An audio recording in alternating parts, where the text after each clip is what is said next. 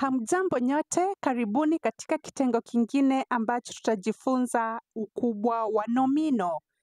Nianze kwa kuwakumbusha maana ya neno nomino. Nomino ni neno ambalo hutaja majina ya watu, vitu, hali au mahali. Nomino ni neno ambalo hutaja majina ya watu, vitu, hali au mahali. Na katika ukubwa wa nomino, nomino zinazoanza kwa kiambishi ji huongezewa ji nyingine ili ziwe katika hali ya ukubwa.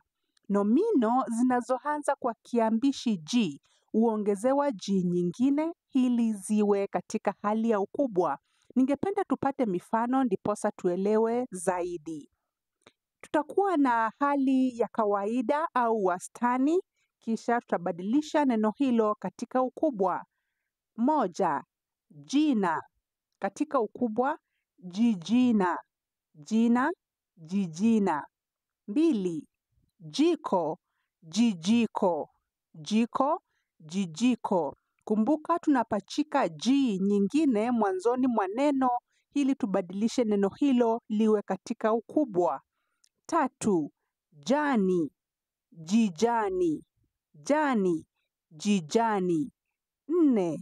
Jino, jijino. Jino, jijino. 5. Jiwe, jijiwe. Jiwe, jijiwe. 6. Jibu, jijibu. Jibu, jijibu. 7. Jike, jijike. Jike, jijike. 8. Jimbi, jinjimbi. Jimbi, jinjimbi. 9. Jivu, jijivu. Jivu, jijivu. 10. Jinamizi. Katika ukubwa itakuwa jijinamizi. Jinamizi, jijinamizi. 11. Neno katika hali ya kawaida au wastani ni jipu. Katika ukubwa, jijipu. Jipu, jijipu. Jicho, jijicho. Jicho, jijicho. 13. Jivya, jijifya. Jifya, jijifya. 14. Neno ni jembe.